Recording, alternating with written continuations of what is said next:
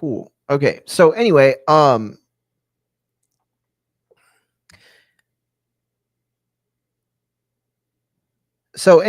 went on TBV a few weeks ago. I don't know if anybody caught that. I did like an afternoon show or whatever, and it was me and Ness mostly for a while, and then the other crew jumped on.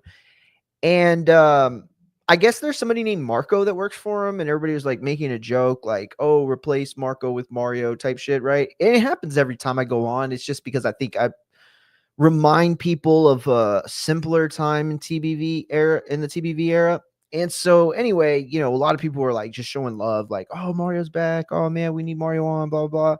And it just always feels real good. It's awesome to go back there and, be a part of that community no matter how long I've been gone. But a bunch of people that were on the show were like, "Yo, what do you do today? Like, where are you at? Like, what show are you at?" And so like I ended up with a big increase from them. It was a great bump, but there were 3 callers who all said something different, but essentially made the same statement. And the first caller said it in a way that I could at least not verbatim, but tell you more or less what he said. But it was something like, "Yo, what's up, Mario? I still follow you. I still fuck with you, but the community's too dumb to be reading your articles," or something along the lines, right? And it was a joke, right? And it was hilarious. I forgot who even said it now, and that's because it was one of the old homeboys too. And he said it, and I laughed. Everybody laughed, right?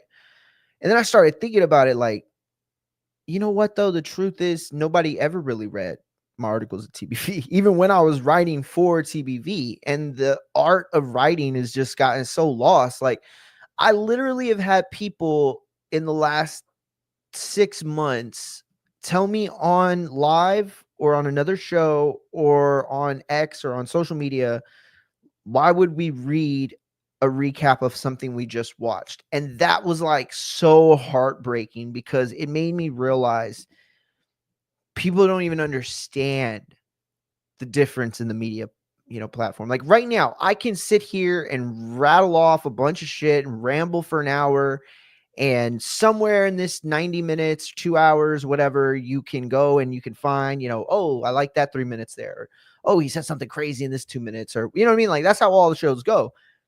Um, but can you present an idea in a way that is outlined so that you're providing information that leads you to this point in a way of trying to shift your understanding? No, it can't be done in any other medium other than writing. Now, of course, you can achieve the same thing with like a documentary movie or a film movie or whatever, but ultimately, writing is the way to absorb complex ideas in a balanced and unbiased way, right?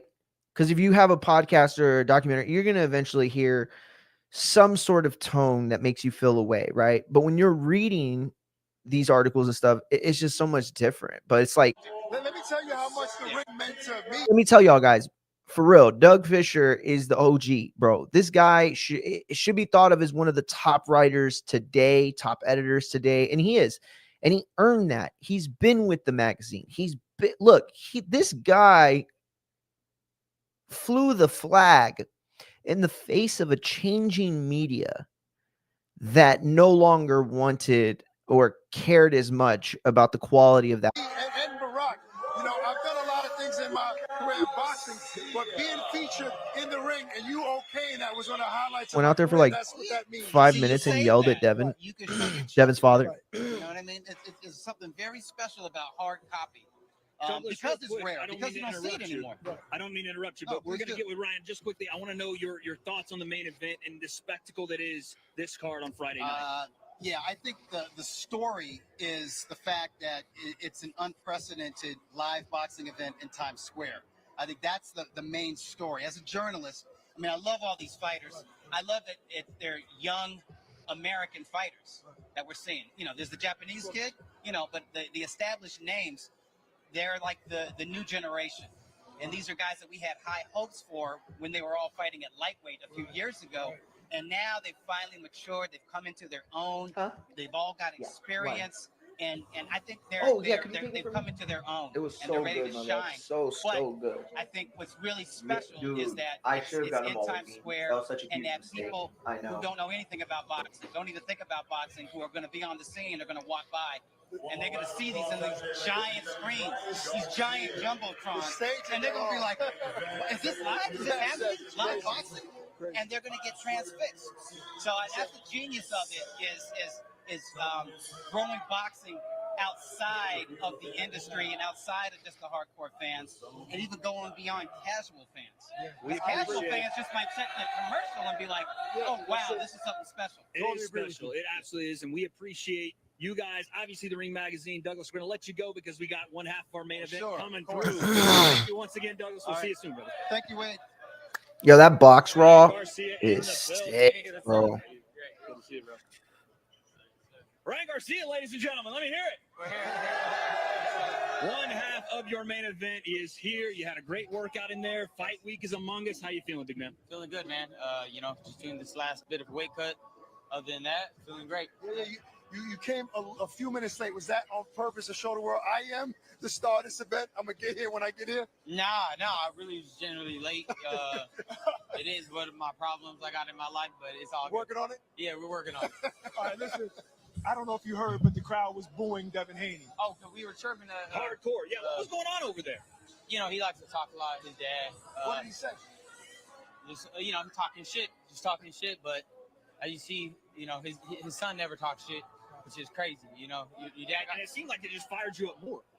That's what got his son fucked up the first time. So it is what it is. If he wants to do that again, we can run it. Right. So how does it That shit feel gets that me crazy. you're headlining here, fighting your opponent, but everybody really, they don't want to see Romero. They're really booing Devin because of the problem between you two guys. How does it feel that really people are waiting for the next fight? I mean, just like, in NBA, you know who you're going to play next, potentially. So it's just like that. We just had Rolly on, and I asked him, listen, at one point you were very disrespectful towards Ryan back in the day on social, but it seems like you kind of like the guy now. And he said to us, he shot a date. He said, June of 2021, that's when it all changed, and I threw it all away. I said, "What are you talking about?" And he said, and I asked him, well, "What does that mean?" A girlfriend that's obsessed with you. I have no idea. So what is it? Oh, you don't know what he means. I don't know what the hell that means. Sometimes Rolly just be playing mind games. He said he knows it, and I know it. I said, "Oh, well, I asked Ryan." The thing Rolly is good at is making you pay attention to what he says. He'll say so. So it is what it is. If he wants to do that again, we can run it. Right. So how does it That feel shit that gets me crazy. you're headlining here, fighting your opponent? I have no idea. So what is it? Oh, you don't know what he means. Does it feel that really people are waiting for the next fight? I mean, just like, in NBA, you know who you're going to play next, potentially. So it's just like that. Yeah, it's like the NBA. If an NBA team only played 10 games a year. Towards Ryan back in the day on social, but it seems like you kind of like the guy now. And he said to us, he shot a date. He said, June of 2021, that's when it all changed, and I threw it all away. I said, "What are you talking about?" And he said, and I asked him, well, "What does that mean?" A girlfriend that's obsessed with you. I don't know what the hell that means. Sometimes Rolly just be playing mind games. He said he knows it, and I know it. I said, "Oh, well, I asked Ryan." The thing Rolly is good at is making you pay attention to what he says. He'll say some crazy shit. And he's been doing that in the build-up all week this week. How are you handling some of the mind games that Rolly's playing? This is what you got to be used to it. You got to be used to what Rolly does. This is what Rolly does. So to me, I'm enjoying every moment of it. I think it's hilarious. I think it's great. Is it spooky hilarious? I know you better than you know yourself. He was like, "What?" I wasn't surprised. I'm just laughing. I'm just like, this dude is funny as fuck. I'm enjoying it. So Rolly has to apologize for cursing, but Ryan would just be dropping the F-bomb all the time. For all of the build-up and all the kind of jokes we've gone through, there are moments where this gets serious, and it's going to get serious on fight night.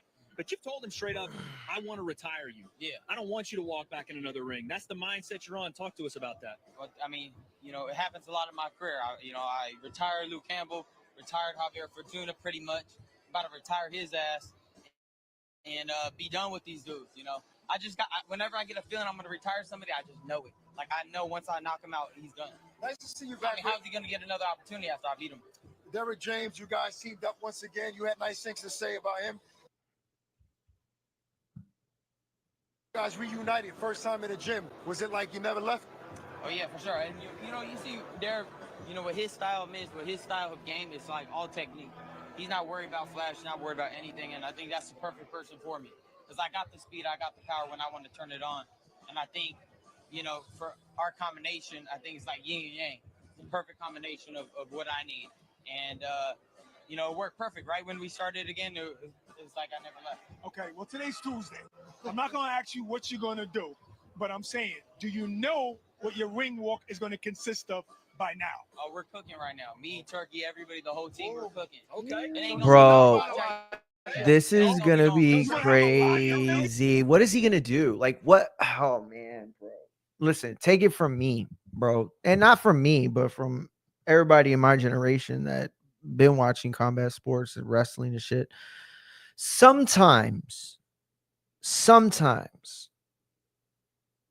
the entrance isn't worth the spectacle. Let me tell y'all, I was 10 years old the night that Owen Hart plummeted to his unfortunate and untimely death.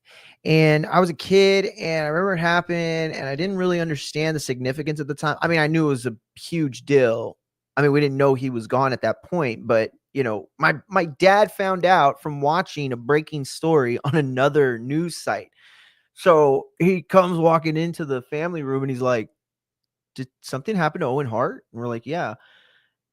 You know, you go back and you look at like WrestleMania 12 with Shawn Michaels and Bret Hart in the Iron Man match, and Shawn came out on the zip line down from the audience, zip line to the ring. It was sick, bro. But how far he goes for this entrance is going to be interesting. Look, I just think that at the end of the day, it's a makeshift, venue. Everything is basically man-made in the sense of just being put up. It's not like a structured venue that has like a foundation that is meant to, and I'm not saying that, they're going to pull the pin and the whole fucking thing is going to come down. I'm just saying that, what's it worth? What's it worth ultimately? This is the part where you're trying to sell the event because you cannot sell the fight. Right? Anybody who knows these two guys knows that this is not the time where we wanted to see them fight. As Ryan suggested, this could be the moment where he retires Rolly. And he gave a list of fighters that he's taking credit for retiring. And it's like, bro, Javier Fortuna should have been retired. Like, you're talking crazy. Like, if you're fighting these people at like they're the best versions of themselves, But listen, at the end of the day, it all goes down in the books. I remember when Floyd got all the shit, right? About, he's a duck, blah, blah, blah. Like, he only fights fighters past their, shit or whatever. And he's just, he's not good. He's not good. He just knows how to take advantage is what the,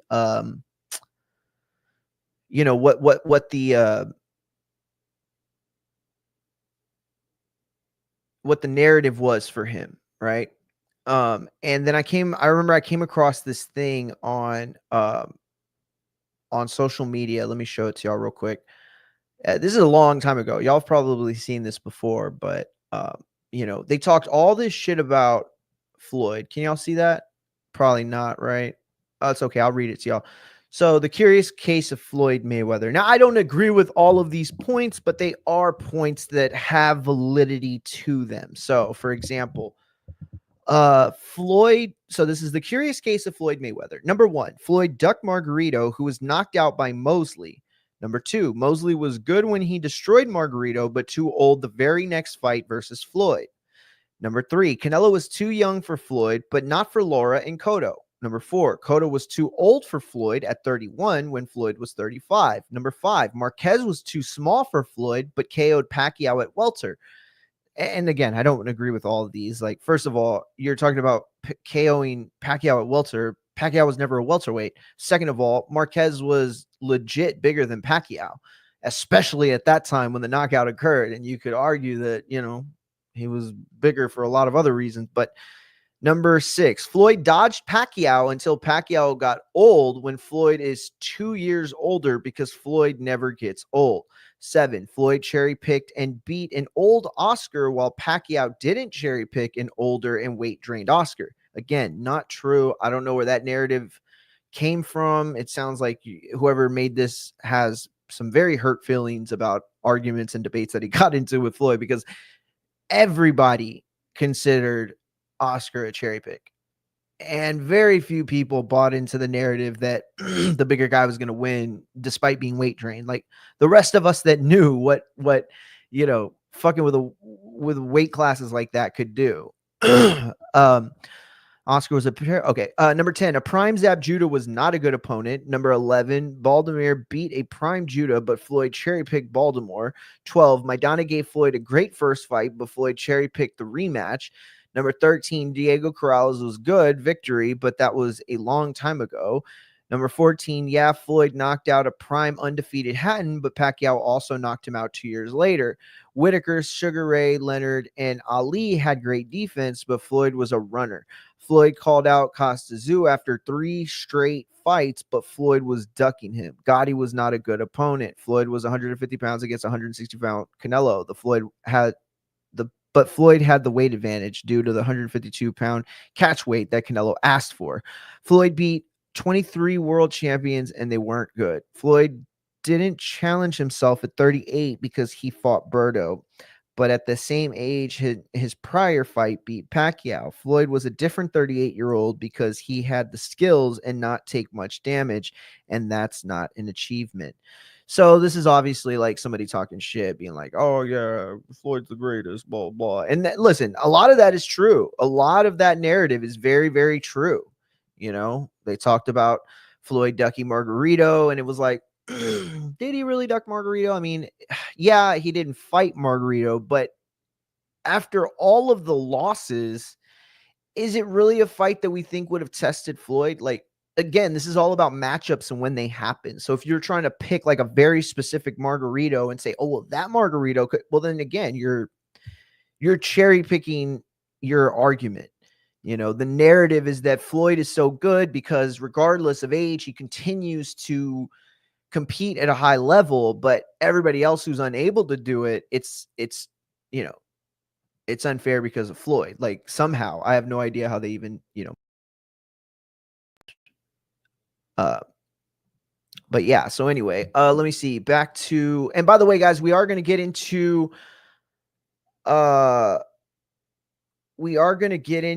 the wrestling stuff today as well. But let's finish up with the. We don't know. No, I ain't gonna be I'm thinking maybe a parachute or bungee jumping or zip line. You want to make it alive. It's Times Square. Let's see what happens. Speaking of Times Square, Yeah. You've been in so many major fights, so many massive fights. Y'all know it's gonna be like a King thing, right? It's gonna be like, y'all remember WrestleMania 9, or y'all seen WrestleMania 9 where they had like the guys on like the fucking, you know what I'm saying? Like the carry them out and shit. Like that's what it's gonna ultimately be, guys. All right. That's what it's gonna ultimately be. Something completely different. How do you expect that moment to be in Times Square in front of New York City? It could be, I don't know how. It's never happened before. Nobody's ever done it. So I don't know how it's gonna be. I may have a little idea. It's gonna be like the last one. Maybe, but I'm saying like it's gonna be a little bit of idea when I see the first guy fight. Yeah. I'm like, all right. Have you been down there to look at the ring yet? We saw it today. Yeah, It looks amazing, man. And not only that, the big screens all over that people are gonna be able to watch it. It's never happened in boxing. It's insane. It's about to be a movie. Speaking of, I wonder if it's like I wonder if it's gonna be like the Mall of America that Nitro did, where it was like people had like seats, like paid seats, but then there were like aspects of the walk around where you could like just get visuals of the arena. And I wonder if they'll have like screens. Probably not, right? Because they don't want anybody who didn't pay to be able to see the fight, right? I'm assuming. Did you see the promo? And obviously, I was a part of it. I said the finished product. Did you see the right. And Oscar with the pizza? That was amazing. That thing great. Right there. Was that fun making that? Honestly, that was really fun. It brings a new aspect of the game.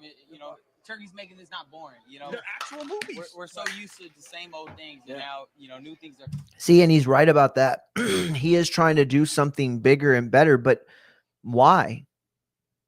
Why didn't we get like crazy, like, fucking tightrope entrances from Eubank and Ben? Why wasn't there as much hoopla and circumstance? Well, because they could sell that fight. That fight sold itself. Rolly and Ryan don't sell itself the way it used to. If this fight happened back in 2020, 2021, at the height of this rivalry, right? I don't know what that date he gave is. And apparently neither does Ryan, right? He don't know it either. But let me tell y'all something, though. That date matters in a sense because you can definitely look at the history and see that the rivalry basically died after 2021. Coinciding with Rolly's losses, sure, of course, or bad performances and a loss, sure, of course, but ultimately it was his own shit. So it's perfect. But obviously, filming that, you had your own day. Devin Haney was nowhere near. Oscar, none of these guys was around. Nobody. You're not supposed to give that part up, Brock. They're supposed to have been there face to face. That's what we want the people to. Come on, man. But the promo was funny because you guys played into all of the controversy, right? Right. So, and after watching it, did you laugh? You like, oh, they did their thing. Oh yeah, for sure. I mean, everything came out great. They have a great team because that looked like some movie shit. But we gotta tell the fans that because if not, then it looks like then you guys really don't dislike each other. Right. No, you're talking crazy. There's some hatred there. Like that one GQ commercial. They thought he was there though. That's just funny though. That right there was hilarious the last time. Ryan, give us your thoughts. Obviously, don't give away fight stuff, game plan, but you step in the ring, you're looking over there. Rolly is dancing, doing whatever, pointing at you, blowing a kiss. He's a little crazy. Yeah. When the fight starts, the bell rings. What happens? I look to take control of the fight right away. I think the key to this fight is controlling the aspect of the ring.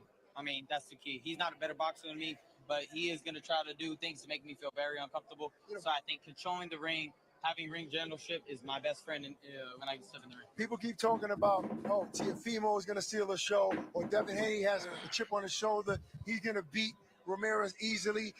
Are you worried about anybody stealing the show? Are you confident enough to say that on Friday, I'm going to be the star? None of them could keep up with me. So at the end of the day, I don't care what they do. It's my show. At the end of the day, if they had their own show, they wouldn't be getting this type of hype. So they should be thanking me because everything they're going to do that night is amplified because of me. So we'll see what they do. There he is. One half of the main event for the WBA regular welterweight championship of the world. Ryan King, Ryan Garcia. Folks, give it up one more time for Ryan. Yeah. We appreciate Ryan being here, man. What a moment today has been, gentlemen. Oh, man. This open workout has been fantastic. But DAZN is not the only global leader in boxing. Excuse me, they are, but they're not only the global leader in boxing. It is also the official global broadcaster for the 2025 FIFA Club World Cup, which will feature 32 of the world's top football clubs. Teams from Europe, Asia, the Americas, Africa, and Oceania will compete for the coveted Club World Champion title. Greatness comes to DAZN this summer. The world's best players will be summoned together to decide the greatest club on earth. Goats will battle Wonder Kids. Fire will meet ice. From Boca to Bayern, PSG to Palmeiras, 32 clubs from across the globe will compete to be crowned world champion. And this summer, Haaland won't be watching from home, but you can on DAZN. In every country in the world. FIFA Club World Cup. Watch on DAZN from the 14th of June. And things are hot already here in New York, but they're heating up in Riyadh, Saudi Arabia. Do not forget Canelo versus William Skoll for all the belts at super middleweight. That is one day after our extravaganza here on Friday, May 2nd. But with more on Canelo versus William Skoll, let's check in with our team on the ground, Todd Grisham, Sergio Mora, and Chris Mannix. Hello from Riyadh, Riyadh, Saudi Arabia. My name is Todd Grisham, alongside the Latin Snake Sergio Mora and Chris Mannix. We're here to break down Saturday night's main event between Canelo Alvarez and Cuba's William School. William, not that well known, Sergio. You've done the research. You dove into the YouTube. Yo, what they do? They put their thing. They pick their. What can you tell us about this guy? And Who they pick? They pick I already. dove into the 2 fights that I could find with William School. One of them was Shishkin, a fight that could have gone either way, but he's the type of guy that can spoil a big event. I mean, he's a tall fighter, has a good right hand, comes from that Cuban school of boxing.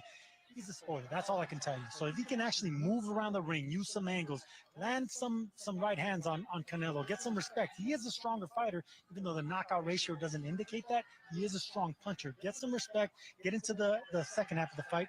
He can have some success. I think moving around the ring is a recipe for survival. I don't think it's a recipe for success against Canelo Alvarez. And look, the pathway for William School to win this fight is incredibly narrow. But one of the things he can do potentially is try and out-volume Canelo Alvarez. Look at Canelo Alvarez in the second half of his career, post Gennady Golovkin. He has been a much more judicious puncher. He'll often throw around 40 punches per round and rely more on accuracy than he does on output. Now, William Skull is not a volume puncher either, but if he's going to try to find a pathway to victory here, it's going to have to let it go. Now, that may put him in a position to get knocked out and knocked out badly, but if he's going to look to win, he's going to try to throw more punches than Canelo Alvarez does. And it goes down like the same way. Outside of the ring, it could be a factor. Canelo's used to rambunctious crowds, throngs of people surrounding him, primetime television, bright lights in Las Vegas.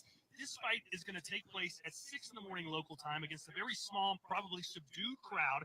It's not going to have the juice that he's used to. Is that going to be a factor in your mind? It has to be. I mean, every fighter gets accustomed to the roar of the crowd. I mean, the environment. You know, fight night weekend's always exciting for not only the fans but the boxer himself. I mean, it's an event. This time around, yes, it's going to be totally different. But he's going where the excitement is. He's going where the money is. There's a big opportunity to bring Cinco de Mayo weekend and that Mexican spirit to Riyadh, Saudi Arabia. It's incredible. I don't think that the atmosphere, or however different it is from a Vegas night, is going to have that big an impact. I go back to the pandemic when Canelo had to fight Callum Smith in front of a small-ish type of crowd. Like I think that may get him used to a quieter than usual atmosphere. And of course, early in his career, I'm sure he fought in front of some smaller crowds as well. What I'm potentially most concerned with is the 6 a.m. walk time. That, to me, is something Canelo Alvarez and probably very few fighters in boxing history are accustomed to. We had Richard Schaefer, the advisor of Canelo Alvarez, who was up here moments ago, said around midnight on fight day, he is going to jump into the cold tub and wake himself up on that one. So it's going to be a whole different type of experience for Canelo Alvarez to get himself ready and his body and mind ready to go for a 6 a.m. walk time. One other thing is it's the worst kept secret in boxing. We all know there's been discussions, it may not be pinned to paper yet, that Terrence Crawford and Canelo will link up later this summer. That is a huge, mega, massive fight for Canelo, but he can't obviously overlook William Skull. Do you think that's going to be a concern at all for Canelo, knowing that fight looms? I think 10 years ago, Canelo might have been prone to distractions. 2013, when he fought Floyd Mayweather, he might have been prone to distractions. But this is a guy over the last 10 years has seen quite literally almost everything you could possibly see when it comes to styles, when it comes to size, and when it comes to what could be ahead. Remember, when Canelo Alvarez fought Julio Cesar Chavez Jr. back in 2018, he did it with Gennady Golovkin literally waiting in the wings. He was literally in the back, ready to walk out WWE style for that particular fight. So I don't think the prospect of another fight is going to derail Canelo in this one. I agree. With 66 fights, this man's been fighting professionally since 15 years old. Nothing's going to surprise him. He knows how to fight. He knows how to handle the environment. He's a superstar. He's going to be one of the all-time greats. It doesn't matter where he fights. He's going to bring the fight, whether it's in North America, whether it's in Saudi Arabia, wherever he is, he's the man. Here's a fun fact for you. Canelo Alvarez fought on this man's undercard. What do you remember about that night when you were seeing him in the back wandering around? Well, I heard of the name Saul Canelo Alvarez, and it was when I fought Shane Mosley in 2010. And I remember I was in the press conference. I looked over to him. I said, I heard a lot about you, kid. I'm looking forward to seeing you fight. And of course, he stole the show, getting the knockout of the night. But I remember that when he fought Mosley. Anything else? More, I mean. I knew you were going to throw a jab. You didn't have to. Damn, that's fucked up. I wasn't going to do it, but then you opened the door and stole the show. Well, You didn't know who he was then. He doesn't know who you are now. That's the way the world turns. We'll see you back here Saturday night, ladies and gentlemen. Hilarious. William School takes on Canelo Alvarez. All right. So that was the where the fuck is the exit? Oh, that was the media workout stuff. Just a reminder, Thursday I will be live with Shoeshine, doing a joint show to basically kick off the exciting Cinco de Mayo weekend. Remember, I'm going to be live all weekend, Friday from Rob's house. We got a big party kicking off Cinco de Mayo, and then Saturday will be the outdoor pool party Canelo fight at my parents' compound. And then Sunday we'll be here. Sunday back at the home base studio, just in time for a doorway. Okay.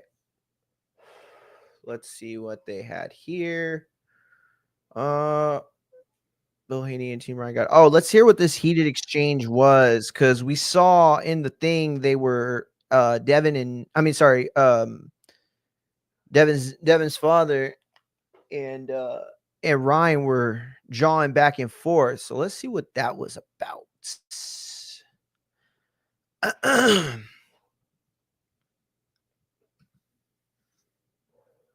Okay.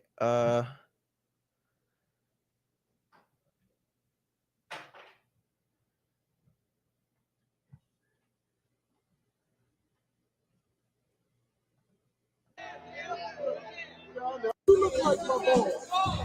You look like a set of balls. That's what you look like. You say you look like a set of balls? Yeah, I know. Hey.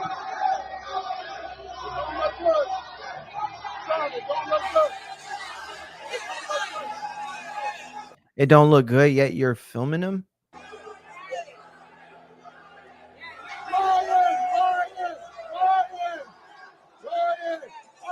hear what you're saying. I'm not saying Ryan, that's saying Ryan. You look like my balls. You look like a set of balls. That's what you look like. Yo, so Bill told Ryan that he looked like a set of balls. He said he looked like his balls.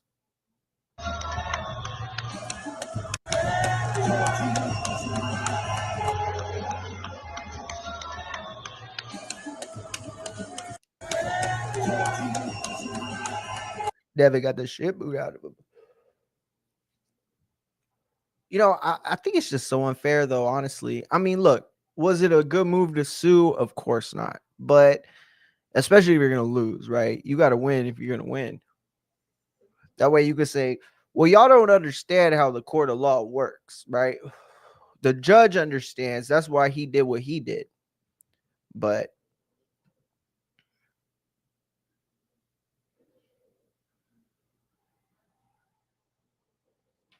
oh, they had the presser today? Is that what happened? Oh, no, tomorrow. Press boxing fedora, tank down. Oh, they got that. Never dull moment. Did that night, you've heard of the Oscars, right? The Emmys. You should be given an Oscar for the performance. You conned the referee, you conned us, you conned the boxing world. I've always maintained that. You pride yourself as a God-fearing man. Thou shalt not lie in the name of God. So I want to question, what kind of God do you worship? Jesus. Period. You can look at me as much as you want. In fact, I'll give. I mean, like, Don Charles needs to kind of chill, bro. Like, he's like, what kind of God do you believe in? Like, bro, it was boxing. He tried to win the fight. Like, what did you expect him to do? Nah, ref, that was a legal blow. That was a super legal blow, and I've lost this fight. Like, what? Stop it, bro. I get you're mad, right? I get you're upset. I'd be upset too if I helped my fighter to train and get to this moment. And he's on the verge of beating the unbeatable, right? He's on the verge of dethroning the guy who would go on to become undisputed at heavyweight. And yet, with all of that, he ends up losing the fight. But just so close. I mean, a quarter of an inch up, and it's really, really difficult to say that's a low blow. So I get it. I get Don Charles' frustration, but like, your question is morality because he wasn't honest in the art of war? It's war in there, bro. It's war. You don't you don't let the other side know your weaknesses. You don't give up the battle if there's a chance that it can still be won. Well, I don't get it. Let's hear what. If your photograph of mine, you can take it home and study it. You're very mentally strong, but you've met somebody who's stronger than you.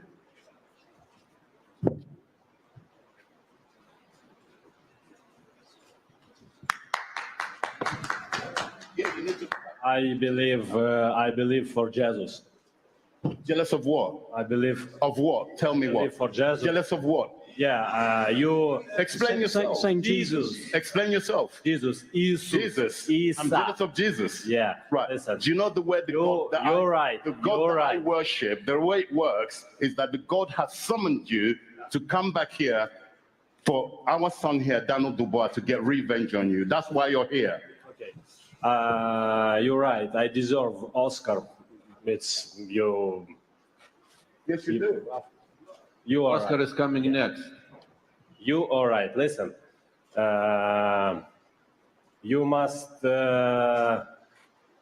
teach your fighter punch clean, but I win this fight for right my hand like a jab, bam, enough. You're very comical as well. You're a comedian. When you finish boxing, you've achieved greatness, in my opinion. You go down as one of the generational great.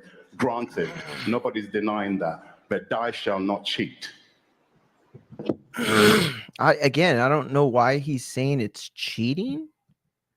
It wasn't cheating. It was, I mean, he got the benefit of the doubt. Muhammad Ali. Ooh, let's see this tournament. Versus Anthony Joshua. Anthony Joshua. Agree. Mike Tyson versus Alexander Usyk. I mean, Usyk for sure. Mike Tyson. Champ. I like that though. That's humbleness, but nah, bro. I mean, look, I don't know. Look, if he fought young Mike, that had no doubt he was the baddest man on the planet, that confidence combined with that sheer speed and punch ferocity, he could beat any heavyweight. That's but when you look at ability, I'm sorry, bro. Usyk is the better fighter. What the fuck?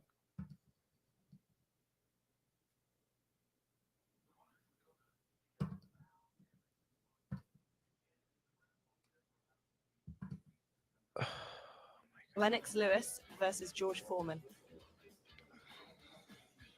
Let me see. I would pick Lennox. I think was the better pound for pound fighter, but I honestly feel like George's style against Lennox at that time, like, see, it's different. If we're saying prime versus prime, I don't know. I still go Foreman. It's really hard again because you could say that him fighting like 70s Foreman, right? The guy that Ali fought. Man, there are a few people on the planet that I think could have beaten that heavyweight at that time. But then you go and you look what he did in his second act. Foreman was, I mean, it was a different Foreman, a different style, a different approach, a different mentality. He was older, he was calmer, he was wiser. he was a veteran at that point, and he did veteran things, and he was good at it. But again, I just think Lennox was the better all around fighter. I guess pound for pound, I'm gonna pick Foreman. 50-50. It is 50-50. George Foreman. Yeah, I mean, it is 50-50, I think. Again, it's going to come down to like, what did they weigh on fight night? There's a lot of variables in that fight, but that's a tough Tyson matchup. Fury. Tyson Fury, Muhammad Ali. I don't even want to make this pick because, look, first of all, I think if Fury were to win that fight, his size would be not just a factor, but possibly the deciding factor. But I mean, I don't know. It's tough. Again, pound for pound, Ali's the better fighter. If you're asking who is the better fighter, it was Ali. But in a fight, in a matchup against these two in their prime, I mean, you're talking about a Fury that's gonna like outweigh Ali at sometimes by like 40 pounds. I mean, that is a tough ask of any. I mean, listen, there is not another fighter in any other division in the world that would be asked to do that, to fight somebody 40 pounds heavier than you on weigh-in. You know what I'm saying? Like, I mean, yeah, you're not going to gain so much, as a heavyweight, but still, you're coming in heavier on fight night. There's no doubt about that. There is no doubt about that. I don't know, bro. It's hard to pick against Fury just based sheerly on size. What the fuck is going on? Oh, it's dead. What is this thing?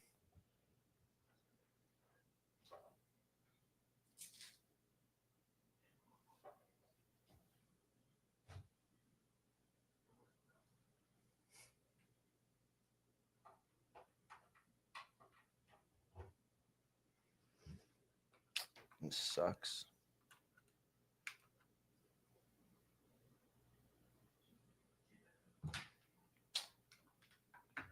Of course. Sorry, Nelly girl. Okay. Versus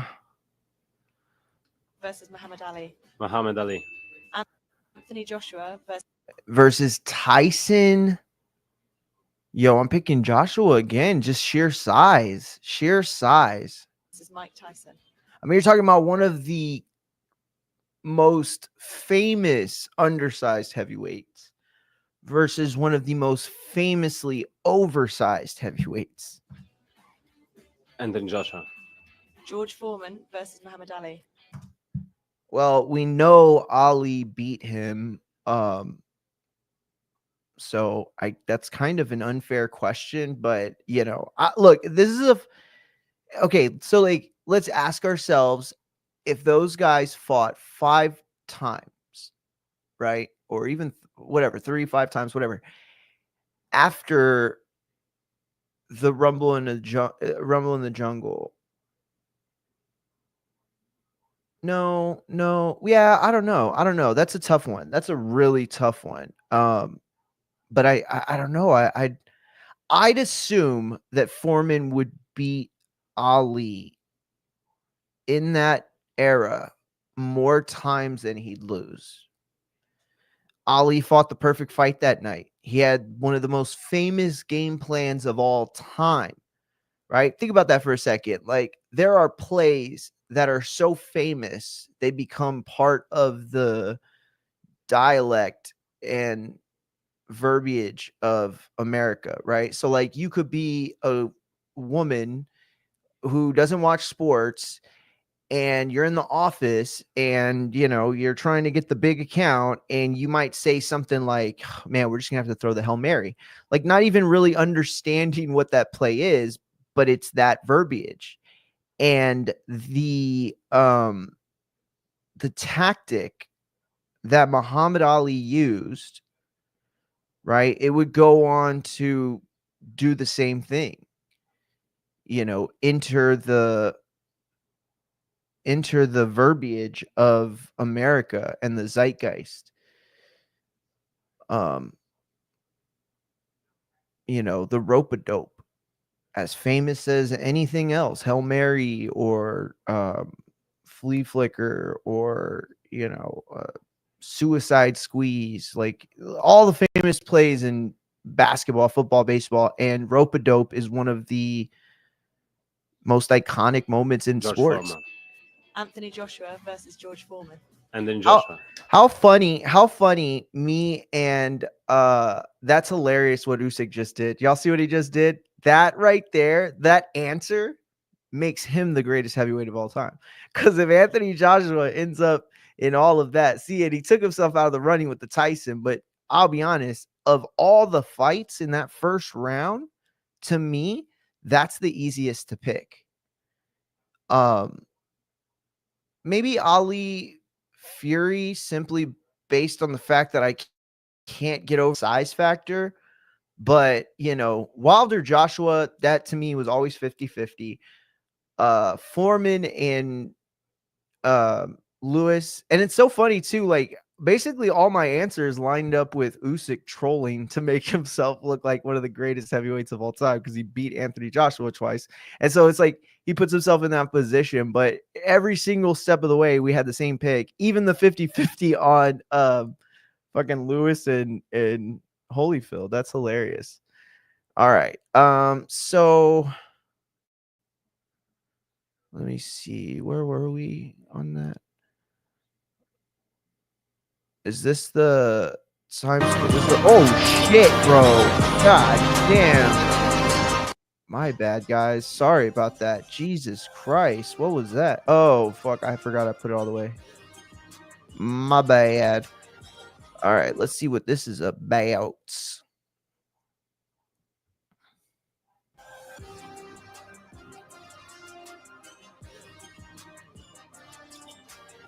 Oh,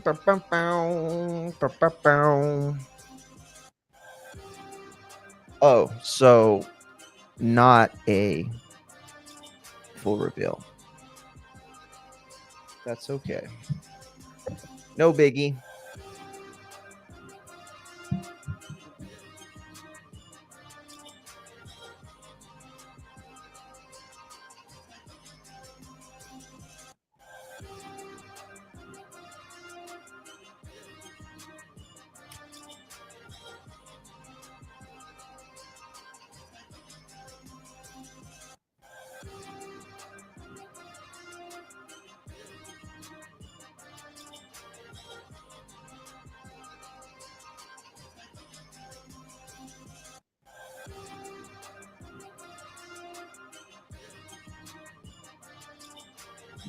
I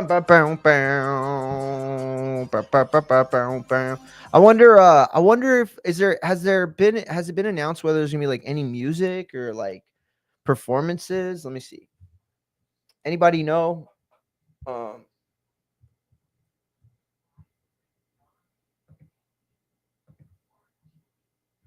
Yo, if you're just joining us, by the way, we had Darius Fulgham at the top of the hour.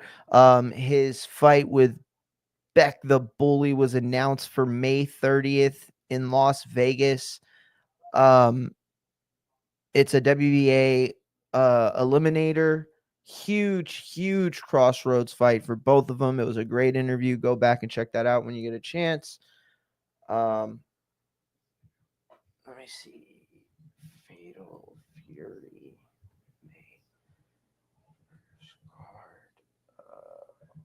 Artist performance. Grand Arrival, Fatal Fury event to transform Times Square boxing. No, it doesn't look like anything's really been shared as far as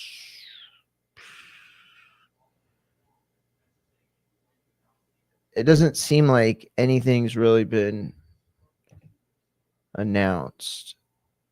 Let me see. Let me go into some of my back channels here. I'm gonna have to take y'all off the screen so I could go and look.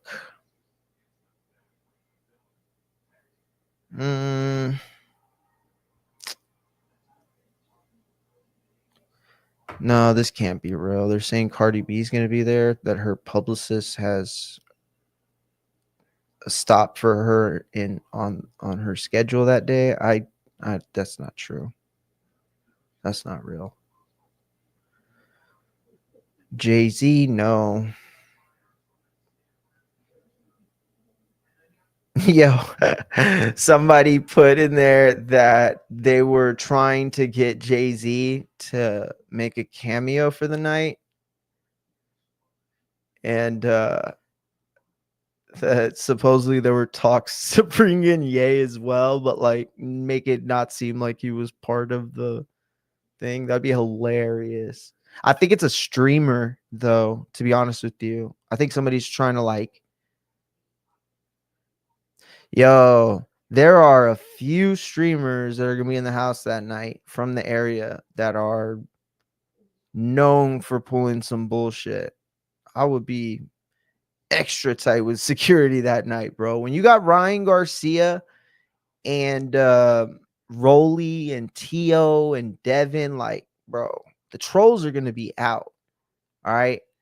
I mean, a lot of these dudes live for this goofy shit where they like, you know what I'm saying? Like, it's no hate to, you know, to all the people out there who just troll fighters, and that's like what their whole account is about, right?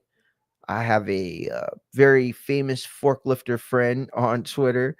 I mean, like, you know, not friend, but like we're cool, right? You know, he's a good dude. You know, he's got an audience, and they definitely find him entertaining. You know, would I go to him for like news? Fuck no, right? But that's not the point of it. But the reason I bring him up, or and even not him really, but like accounts like that, is because like they all get souped up, right? Like, oh, we all hate Ryan Garcia, for example, the same. Let's all be weirdos together and plot to like, you know, make it look like a fool. And we've seen it, right? We've seen people go out and try to test Garcia in social media situations. He handles himself very well, very, very well. All right. Real quick, let's listen to what Canelo said. I got to hear most of his interview earlier, but With family, and then that's I don't want to talk shit about that, but you know. damn, somebody raised that edge up, huh? Oh no, he's just losing hair, I think, because you can see his widow peak right there. So I don't know. It looks like they might have taken it up. Why did he go so squared? That That's looks a weird. little bit weird No, because when you lost, he looked like a redheaded Mexican Kramer. Like, why does he got the yo? He's trying to like go for his own version of like the Don King. But he's just getting you need started. to. But who y'all gonna believe, me or Eraserhead? Y'all see how I did that? You don't need to Because his hair is red, celebrate, like an eraser. right? And because and they asking who did better than the other and all that stuff. But you know, is I don't care about that. Nowadays, it's a moral victory for a lot of these champions or a lot of these top contenders to go the distance for you. Yeah. Moral victory, but not a real victory to take the title from you. That's a mediocre mind. That's what I think.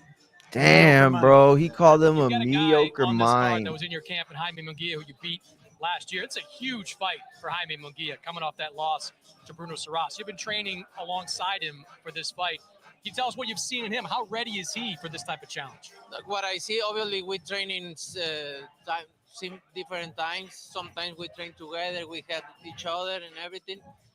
What I see, he's ready to take revenge on Saturday. For sure. Canelo, how are you going to celebrate if you get the win? How are you going to celebrate Cinco de Mayo? See, and this is it right here. Like, this is why you know Canelo runs boxing, right? Because this is a guy who he could beat and then bring you into the fold. Like, only the biggest of A sides ever did that, right? Look at De La Hoya, right? You want to look at unprecedented shit. Look at De La Hoya, right? De La Hoya was fighting the guys he was giving actual stake in Golden Boy to. Bernard Hopkins, Floyd Mayweather. I'm sorry, Bernard Hopkins, Shane Mosley. But We all know the deal that ended up happening with Floyd, so he might as well have been a fucking Golden Boy fighter. They were certainly responsible for the vast majority of those peak end Money Mayweather events. But yeah, it's like, I don't know. It's a thing where you could beat these guys and then bring them into the fold. Man, that's like real Here in Saudi power. Arabia, what are you gonna do? Go out for breakfast, basically. Take breakfast with my family and then. What's that joke about? I don't get it. Breakfast, like Non-alcoholic Coronas. Yeah. I wonder if it's. Oh, I get it. I get it. Okay, because Saudi's like a dry country, right? Like you could only have. Zero. Maybe I don't get it. I don't know. You know, we're gonna find out that way with Ah. Mexican. So maybe we'll. You know what he said? They said you're gonna find some non-alcoholic Coronas, and he said, we'll find a way. We're Mexican. I remember him saying that earlier. breakfast with my family and then.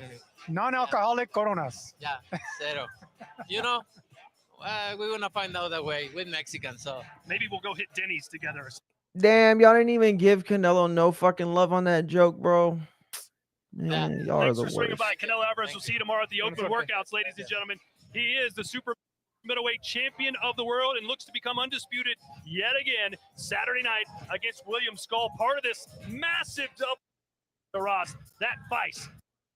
And look at all these fights you had to look forward to. On DAZN. Fights, against Filip Hrgović, against Anthony Joshua, against Jarrell Miller. You have seen his confidence grow every single time. Now he has another fight under his belt with trainer Don Charles, who's made a remarkable impact on the career of Daniel Dubois. He's got to get a little better at some of this stuff, some of the pre-fight antics, and we saw The hell was that? Was that supposed to be real? Was that a stage shove? Impact on the career of Daniel Dubois. He's got to get a little better at some of this stuff, some of the pre-fight antics, and we saw the call out in the ring. That was a little bit awkward. That push a little bit uncomfortable, but what the Daniel Dubois is, I think, going into this fight in a lot better position to impact. Wait a minute. What the fuck was this? Was this real? Did he real? Was that supposed to be real? Was that supposed to be a real shove, or was that like a work? Now he has another fight under his belt with trainer Don Charles, who's made a remarkable impact on the career of Daniel Dubois. He's got to get a little better. Okay, what the fudge was that? This is fake, right? They did this for the trailer. I'm assuming there's like a drone with a camera flying around, like capturing every angle. Some of this stuff, and this was all like part of this. Let's call it a script. That couldn't have been real, right? No way he did that.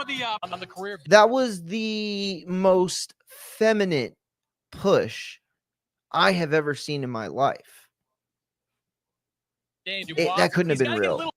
Better at some of this stuff, some of the okay, this is how you know this is bad. This is how you know that was bad and just as cringe as I reacted to it. When the people who are tasked with the responsibility of promoting these fights are clowning and commenting on the level of cringe that we're experiencing, that's when you know it's bad. On the career of Look at this. Look at this. That's the noise I hear when I'm listening to this. This is I'm gonna make the noise. This is what I hear in my head. That's what I hear right there. Look, right here. Watch. He's got to get a little impact right here on the career of Daniel Dubois. He's got to get a little better at like that's the noise I hear with him struggling. He's fucking like way bigger. What are you doing? Dubois. He's got to get a little better. See, and then the whole like karate stance that he tried to like break into pre-fight antics, and then look, see, now Usyk's just mocking it. Oh man, honestly, I don't think that was staged.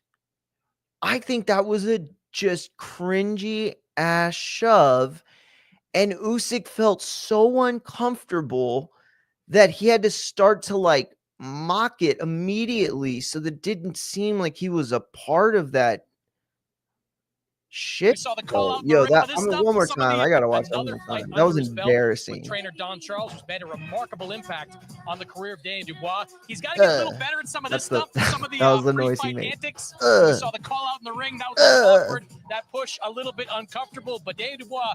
Yo, that's crazy that they commented on it. That's crazy that they commented on. But I guess like you can't not comment on it, right?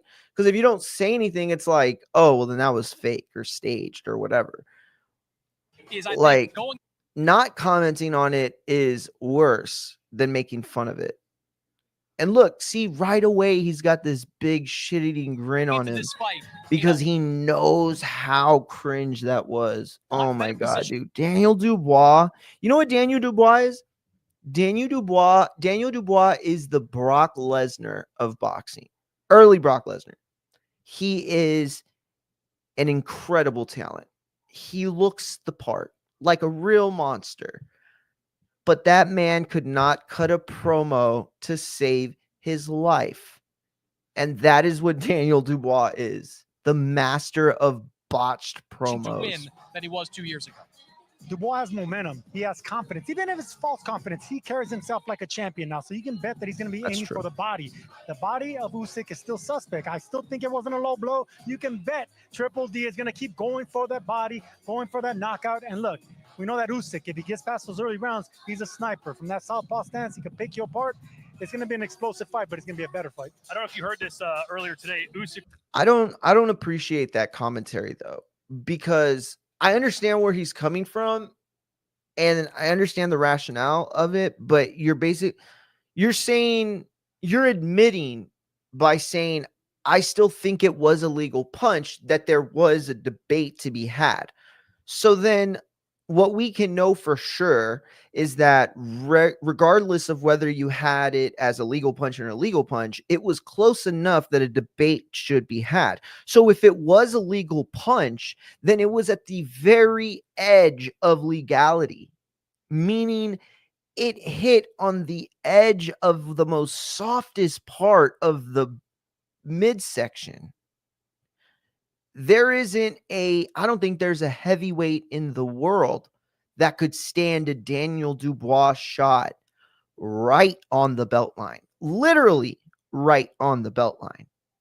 Who like to suggest that Usyk's body is still suspect or possibly soft because he folded like a fucking lawn chair from a punch delivered directly on the button. Oh, and by the way, it's one of the hardest punchers in all of the sport. It was around Daniel Dubois' team, and they were chanting it. It was a low blow, and Usyk said, "No, that's if you fight on the street." He goes, "I'll tell you what, I'll pick myself and 3 guys. You pick 4 guys, and we'll go downtown London and fight on the street, and then we'll see who wins that." Yeah, the reality of this punch. I like how they didn't show it right away, but it was just. Ooh. See, I don't like that. The reality of it. No, the reality of it was that it was close. Very close. So close that there's a debate. And the fact that there's even a need for a debate suggests that it was close. Below the belt line. You see how Alexander Usyk went down, and the way Louis Pabon, the referee. Yeah, you saw how he went down, right? Right, guys? Did y'all see how he went down? Do y'all want me to play it out for you like this? Look, check this out. Watch. When you get hit to the body, what do we see? What do we see, community? Because I know y'all know. I know how many fights y'all seen. All together, everybody watching, I guarantee we're like 1,000 fights plus. Easily. So when you see people go down to body shots, legal body shots, what do you see? It's usually something like this. Ha! It's a delayed reaction. Okay, that's been established. Now, let's think back. All right, put the Black Mirror thing on your temple and let it rewind your brain to all of the low blows you've ever seen in your life. I'm talking about close low blows. I'm talking about dead on dick shots. I'm talking about under the cup ball knockers. all the different kinds of, I'm talking about low blows that don't even hit the groin specifically, but are off to the side, because remember, it's the belt line. The midsection isn't just your genitalia. The midsection is, again, the softest area of that underbelly. So when you see those illegal blows, those low blows, what is the reaction? Immediate reaction. Unlike a legal shot to the stomach, which I don't know what, like 80% of the time, 75 at least, they're delayed reactions. And about 90% of the time, if not more, low blows are immediately reacted to. So I don't know. Again, I'm not, look, I had this debate with Beeb when the fight happened. It's actually a really good show. I got a lot of people that, praised it for us being willing to like debate that topic like one-on-one in the fashion that we did. I ruined a really good pair of boxing shorts trying to mark on them so that you could see the lines and all that. And we got real technical into it, And so what I learned was that it didn't matter if it was legal or illegal. It was okay. We'll never know if it was legal or illegal, but we do know it was close. We do know it was borderline either way. It was either barely a low blow or it was right on the button where you have no more room to go down. That was as low as you could get, and you knocked it out of the park. So it was one of those two scenarios, right? And just again, the fact that it's close enough to have that debate means that it doesn't really matter. And in those moments, the reason it doesn't really matter is because in those moments in sports, when things are so close, it comes down to human error or human perception, an umpire making a safer out call at home plate, with the game on the line. And it's such a bang, bang play that it's like, man, that could have gone either way.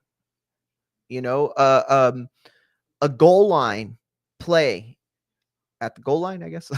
A goal line play, right? Right up the middle, goal line formation. You're going to go straight up the gut. And they stop you before, but that guy reaches out. That running back reaches out. And man, he was so close. So close. Did he pass the line? Or did he get stopped? Oh, let me see. Hold on. Damn, even in slow motion, it's hard to tell. Let me see. Run that back. Yeah, bro. When it comes to plays that are that close in sports, it comes down to human error or human perception, whatever.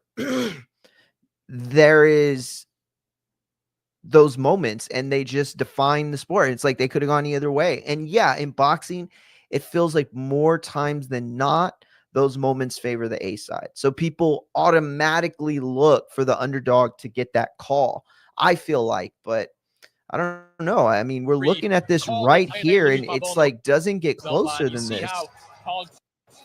Yeah, the reality of this punch was that was a nasty body shot too. Look at that. You see how I mean, that wasn't even the greatest angle. Let's see. Immediately as a low blow, gave him an extensive amount of time, gave him the full 5 minutes to recover. But after that, it was all Alexander Usyk. Look, I love that Dubois coming into this fight with the belief that, with that chip on the shoulder. Hell yeah.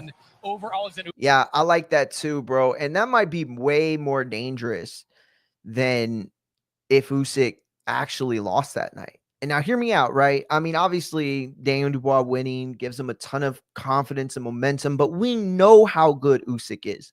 We know how good he is, whether he's dominating the match or whether he's, fighting off the back foot or whether he's having to make adjustments. We know how good Usyk is. Okay. How good is Daniel Dubois? Can he go back and duplicate that success? Can he find a way to not allow that second half of the fight to turn out the way it did? Can he make the adjustments early and late in the fight? Had he won that fight, and I mean, obviously, these are a lot of, what ifs because we don't know what routes they would have taken after those fights and who would have gotten AJ or Fury or whatever. But what we do know that is if he would have won that fight, there is a decent chance that he would have possibly overlooked Usyk. Possibly sleeping on silk sheets type of thing. Now, maybe that doesn't happen, right?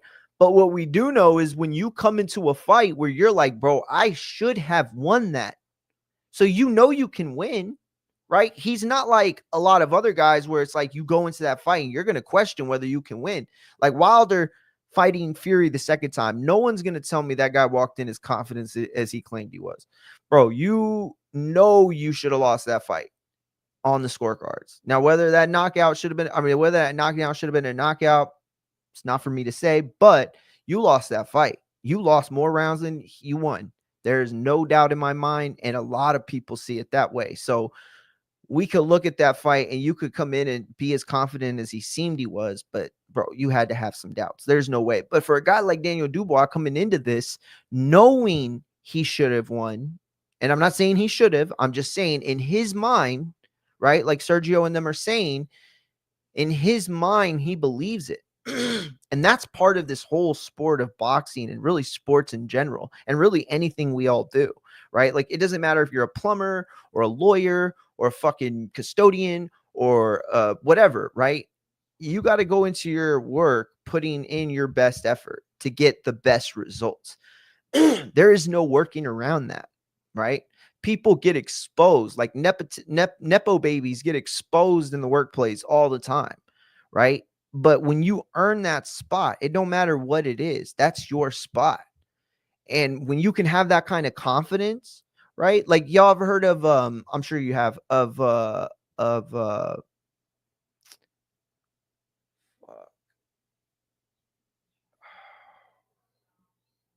Ash, what's that thing called where you doubt yourself, like you think you're a phony? Imposter syndrome. Thank you. So like imposter syndrome is this real, occurrence where a person believes that they're not as good or as talented or as smart or as educated on a specific thing as they appear to be or claim to be or whatever, right?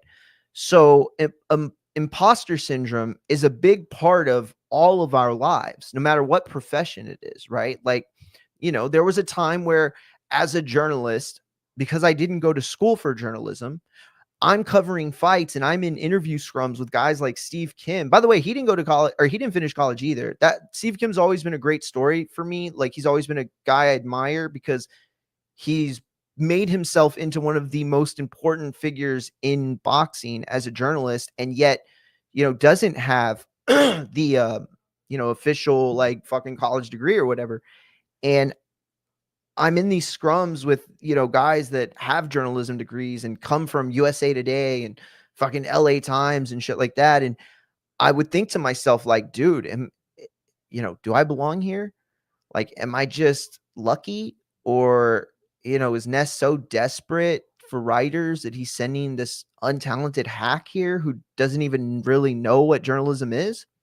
And I'll never forget one of my many boxing writer mentors said, he explained what imposter syndrome was. And he said, look, imposter syndrome is actually proof that you do belong or you are, worthy, because only people who know enough to know they don't know everything feel that way. But the people who have no doubt in their mind that they know it all and they've seen it all and they can tell you everything and give you every answer, those are the people that don't ever get imposter syndrome because they are imposters and they have the kind of mentality where they can just pretend. And that may sound like I'm saying something negative, and I guess maybe I am, but that is a valuable thing to be able to like convince yourself of something that isn't true or isn't possibly true or whatever, right? It's important enough that like it could be the difference between winning and losing in life, in sports and whatever. So for Daniel Dubois to be coming into this fight knowing he won, but actually having lost, huge mental step up, huge mental advantage heading into the fight versus other, challengers in that same position. I think it's going to make him mentally better than, hey, I lost every minute of this fight. My bad. With the confidence There to we win go. this time. Who do you give the edge to? Look, Usyk's still one of the greatest fighters ever. I mean, one of the greatest fighters in 25 years. So he has to be the favorite. He finds a way to break down these giants. I mean, he's been fighting giant after giant since 2019. So look, Yeah. of course, Usyk is a favorite, but Dubois already experienced him, already felt that power, felt the speed, the timing, the southpaw angle. Dubois is going to have a better chance. I think one of the best awards you could win in boxing is the fighter of the decade. If Usyk beats Dubois, I know there's still 5 years left to go in this decade. Is he your fighter of the decade? God, I'm going to say something and then somebody's going to fact check me on somebody else. But you have to be on a very, very, very short list. Let me just say that. To have 2 wins over Anthony Joshua, 2 wins over Tyson Fury, a win over Daniel Dubois. That's legacy-defining type of stuff. Easily. And, Alexander Usyk, his career may not be over. Says he wants to fight at least one more time after this. So, yeah, fighter of the half decade, probably make it Alexander Usyk. That's the easy one. All right, and we'll be back at it again, right back here in Riyadh tomorrow. All right. So, yeah, we'll be live again tomorrow, and Thursday we'll be live with Shoe Shine. Dave had hit me up earlier too to talk about, the times and everything. So, yeah, we're going to be cooking. But that said, I appreciate you, man. Thank you so much. Yeah, I played for those that didn't catch the live last night, I ended the live by showing a clip of my one of my last stand-up shows, or not stand-up shows. It was a open mic sets, one of my last stand-up sets. And yeah, so appreciate those of you who hit me up and enjoyed it and said that they thought it was good. And yeah, a reminder, Thursdays will be vlog day from now on. I will be starting the vlog probably sometime like around 4, go from like a live stream podcast to on the road vlog. Thursdays I'll be doing boxing and or softball and or wait, so it was like boxing on that day, Thursday, it was softball on that Thursday, and then open mics Thursday night. So depending on what the schedule is, like this week, I'm not gonna go to do open mic because we have 3 fucking softball games back to back to back. But it's gonna be the first time that I'm gonna get to live stream out there. So I am excited for that. But I was so pissed off. So last week we were supposed to play at 7 and at 9, right? Fucking show up and there's 2 other teams on the field. So like we're in the dugout, right? And then there's another team walking in, and then the other team starts coming into our dugout, and they're like, where the fuck are y'all?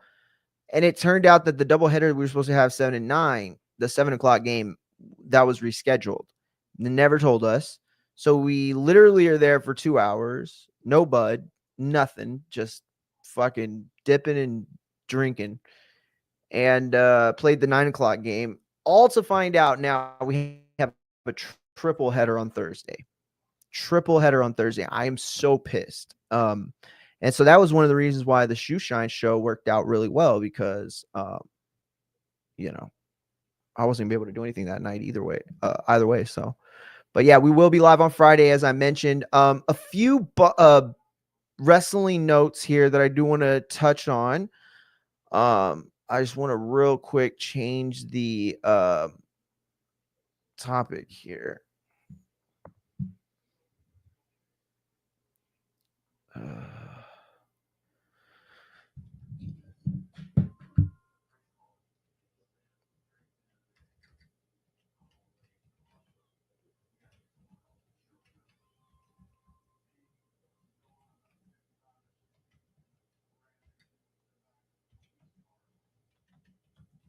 Okay.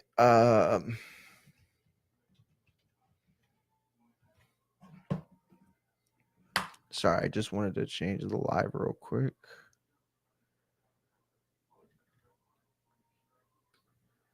Okay. So yeah, a couple of wrestling topics real quick that I did want to get into. Now, first of all, I wanted to show this yesterday and I didn't get the chance because we ran out of time. I had to cover Raw. And if you go to fightsatw.com, you can check out my Raw recap. A lot of really crazy, cool little things happened last night that I put into context for you. And you can also go to fightsatw.com. That's fightsaroundtheworld.com to check out all the awesome Fatal Fury coverage that Abe and the team are providing. Abe has some really good interviews up too with guys like Ryan Garcia, and yeah, he's been just doing his thing out there. But I wanted to show this, bro. I freaking hate. Oh, here it is. I hate having to find shit on the Twitter, the desktop version. Okay, where are you? I know I have you somewhere.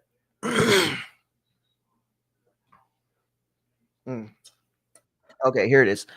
So, at the TNA Rebellion pay-per-view on Saturday, I'm sorry, on Sunday, there was a huge spot that everybody's talking about. Now, this was for the X Championship. If you're not familiar with TNA, shame on you, because it was one of the craziest things that's ever happened in wrestling history, that promotion, or responsible for some of the craziest things. And this is one of the things that survived the crazy era that was TNA before this version of TNA that was previously Impact. This is basically a ladder match where they tie two ropes from corner to corner, creating an X at the top. So this is a spot, one of the coolest moves right now in wrestling, a 450 swanton, I think is what it says. But you're going to see him do this move, and you're going to see the end of it. And then I'm going to tell you. Oh, God. All right. One more time. So this is Slater. Oh, what the fuck? Of course. If not higher, Slater is in. If not higher, that's well over 15 feet in the air. If not higher, Slater is in. Wait, what the fuck? Why is it doing that? My internet was being all weird too, so.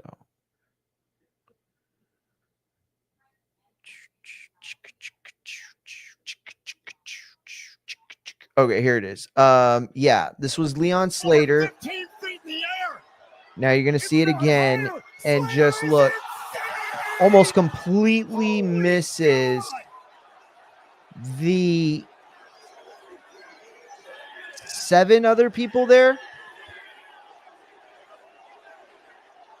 Yeah, people were like, holy shit, but he could have broken his wrist. So 2 of the biggest guys you'll see right there, Moose, who is the champion, and everybody's giving him shit for not catching Leon. It was a scary ass landing. Thank God, from what we hear, he's okay. But super, super scary moment for him. Yeah, man, a lot of people were wondering, or a lot of people were blaming back and forth the responsibility of whose that was. Look, from my perspective, the big guy's got to be the guy that catches you. You got to be out in the front, right? Like, it just, I don't know. I mean, first of all, you're going to break his fall sooner than everyone else is going to get the chance, right? Second of all, you're easily one of the strongest individuals standing in that group of men. I don't know, man. Again, I'm not even trying to like say I love Moose. I think Moose is an incredible wrestler. I think he's got a bright future. That was who the champion was that I pointed out. But yeah, he's getting some flack and he's definitely not appreciating it. I do want to show this too. We're gonna talk about Raw, but I do want to show this. Look, this was from last week or a couple weeks ago, actually, right around Mania. This was Dom talking with Sam Roberts on the Not Sam show, talking about the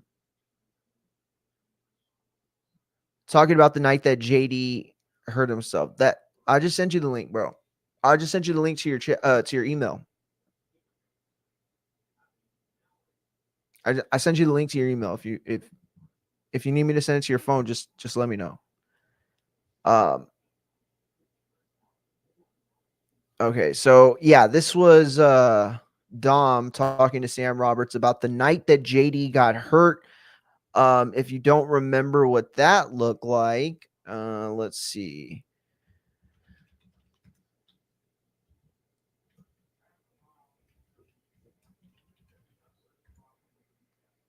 All right, let's see. Okay, so this is it right here. Before I show you the clip, let me show you the actual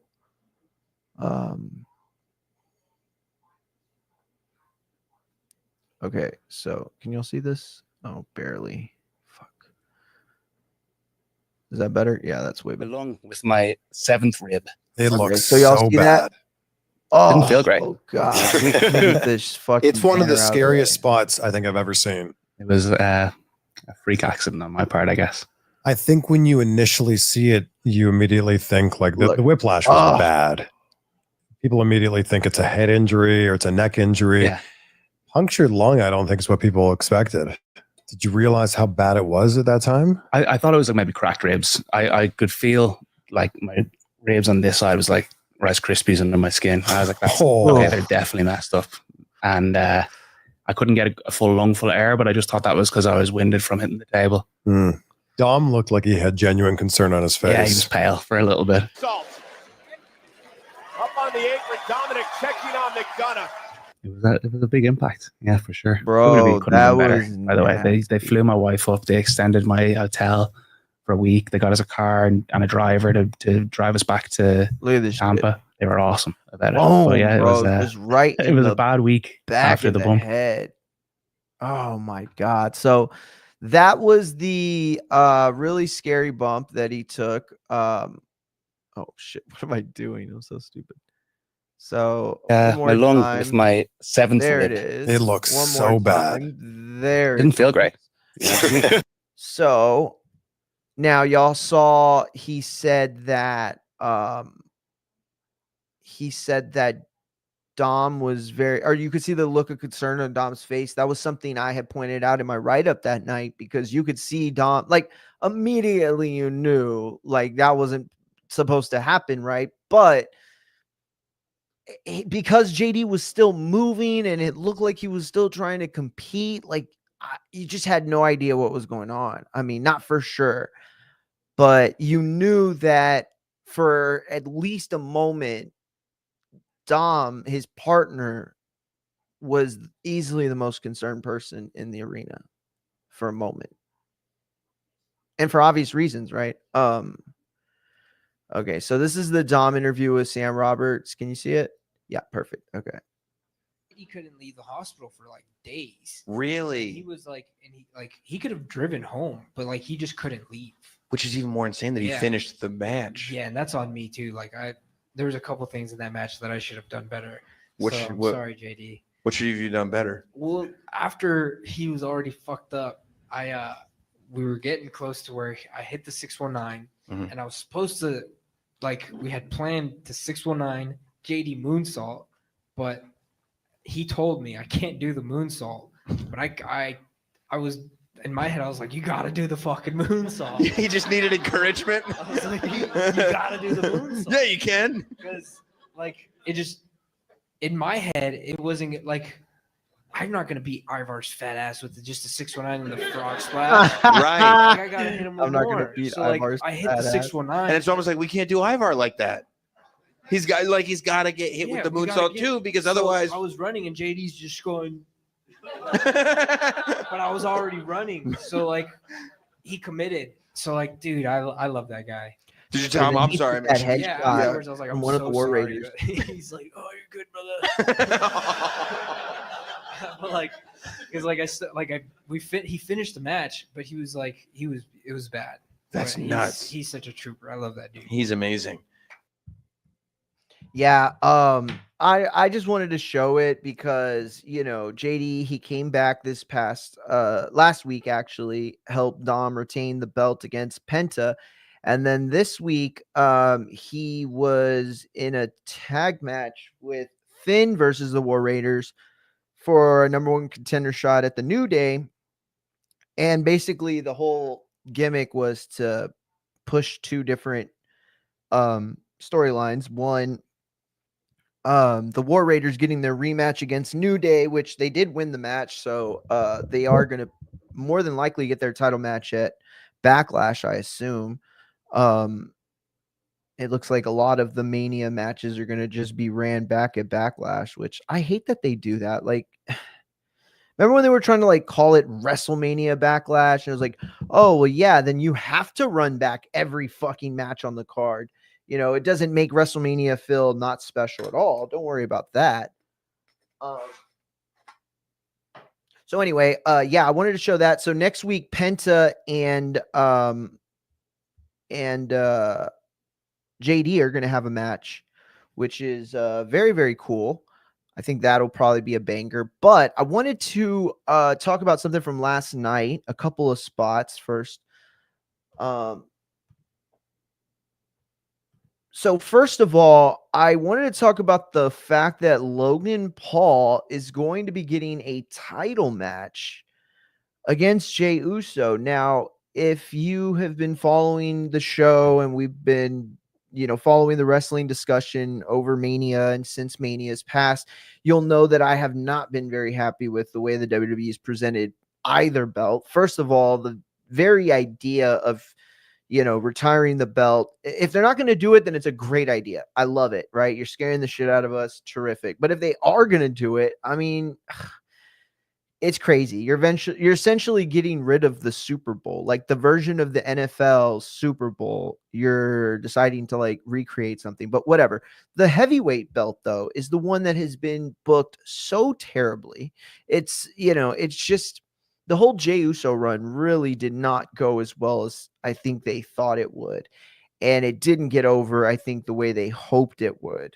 But making Logan Paul the next title challenger, it almost feels like you're really trying to go out of your way to convince us that you don't give a shit about the belt at all. Because Logan Paul, like, really, but you know, we saw that the gimmick went down the way it did, and I started wondering, could they take this somewhere? Because you have two guys who are famous for having their siblings. I mean, they're not famous for having their siblings, but they're famous. They have famous siblings, right? Within their genre of entertainment. So to introduce Jake into the fold, right? With Jimmy, I think could be an interesting dynamic. Now, the fact is that both Jay and Logan have complicated history with their brothers and their siblings. So much so that I think that there could be a program worked out where they end up on opposite sides of the brothers. Now, I know that sounds crazy. I know that sounds wild. But that's exactly why they would do it. Remember, SummerSlam is 2 nights this year. And I don't care how many nights Cardi B decides to show up. She ain't drawing the crowd in New Jersey alone. Not at all, champs. MetLife ain't going to get filled up like that for 2 nights without you doing some wild shit. Now, remember, right as we speak, there are rumors circulating that grow louder by the day that at SummerSlam this year, we are going to see some version of a Bad Bunny versus Travis Scott match. Those rumors continue to circulate. They continue to grow. And on top of that, there have been rumors that Travis Scott has been gearing up to do something for some time. I think the most likely scenario is like Cena Scott versus Rhodes and Bad Bunny, even though Priest is the one that has a relationship with Bad Bunny. But I guess they fought last time, so it makes sense. So if that is the route, then I have no doubt they'd be willing to go to Jake and get him to work. The question is the money worth the pop, right? To involve someone like Jake, it's not benefit added, right? Like you're bringing in a guy who doesn't know how to wrestle. And even if he is the quick learner that his brother is, you don't have enough time from now till then to really let him hold his own. So you got two actual wrestlers basically wrestling a wrestler and a half, because Logan is like almost a full wrestler, and then like what's his name is like Jake's probably just over half of a wrestler, only because he's so athletic that he could probably pick up a lot of the really basic moves really fast. But other than that, he's not going to put on a show. So that's why I think it would be better for like narrative purposes. Do y'all remember when Bret Hart faced off against Bob Backlund? I think it was SummerSlam or Survivor Series, I think it was. And it was a towel versus towel match, or what do they call it? A throw in the towel match, I think is what they called it. And both wrestlers, Bob and Bret, had somebody in their corner that was the legal representative to throw in the towel, right? So if anyone else threw in the towel, that was not the end of the match. But if one of their designated towel holders, I guess, I don't even know what to call them, threw in the towel, then the match was over. That gimmick has not been done in a really, really long time. And if it has been done since Bret Bob, then I don't remember. And somebody can tell me if they want, but I guarantee you it's not as memorable. Simply for the fact that I don't remember it. And I love that narrative. Now, you could run that entire gimmick back, or that entire program back, right? Jimmy and Jake basically like holding the other brother's towel, and then the storyline is one of them rekindles their relationship, probably Jay and Jimmy, so that Jay doesn't lose the title to Logan Paul. But I said all that to say that if you don't like that booking, then let me tell you what the other option is, and that's Logan winning the title. I honestly am scared that's exactly what might happen. Now, I don't think he'll, if they fight next at Backlash or wherever, then I don't think that's, they're not going to have him drop the title that quick. I don't think, right? After the IC stuff, that would look really, really bad on WWE's part. But, like you can get away with squashing Kofi once, right? But you couldn't get away with squashing Kofi back to back. And that would have been the situation, right? For Jay to win the IC title only to drop it, what was it, like a week or two later to the same guy, and then to have the WWE title for a month and then drop it to Logan Paul, that's way worse. Honestly, that's way worse, but you can't have that happen twice. So if he were to drop the title, I would assume it wouldn't happen until SummerSlam anyway, which is a lot of times where they really just drop that other belt anyway. So if they haven't already by then. So, yeah, why not bring him in, especially if it's going to prevent a Logan Paul title run that I really don't think benefits WWE right now. Logan doesn't need the title. And all that would happen is the title would be diminished in the eyes of a ton of fans. Now, there is a pro con here, right? Because while a lot of people were shitting on Jay as while a lot of people were shitting on Jay as on Logan as the first Jay feud for the title, I can kind of get it in the sense that Jay is a guy who has reached a peak, right, in the WWE fandom.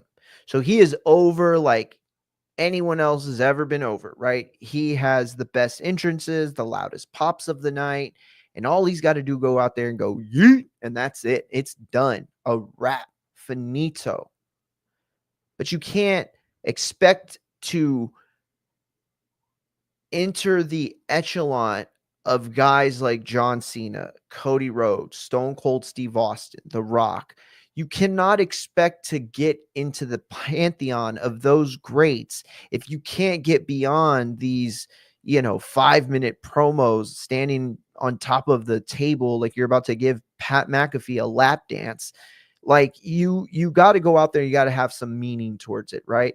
So using Logan Paul's celebrity, even if he isn't the guy that people believe should be in that position, using his celebrity to catapult Jay is certainly something worth exploring. And at this point, if you believe in Jay enough, then nothing you can do to enhance his popularity is a bad move. I mean, I just can't see it playing out that way. Like, not at all. But anyway,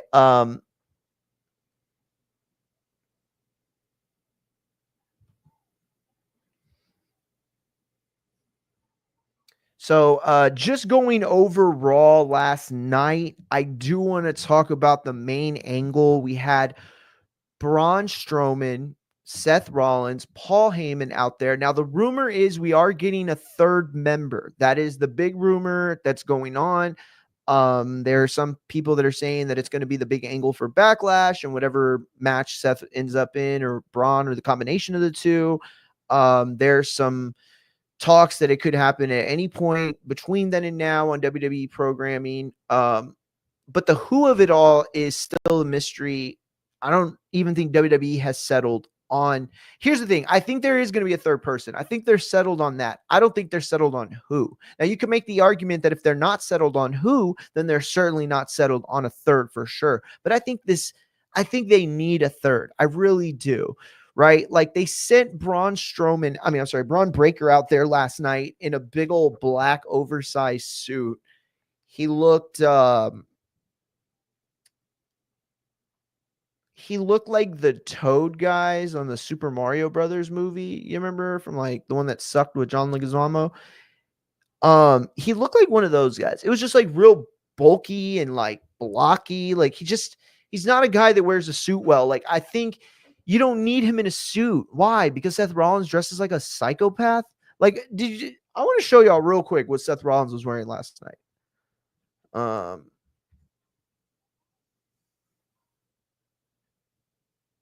Oh, you know what? I probably have to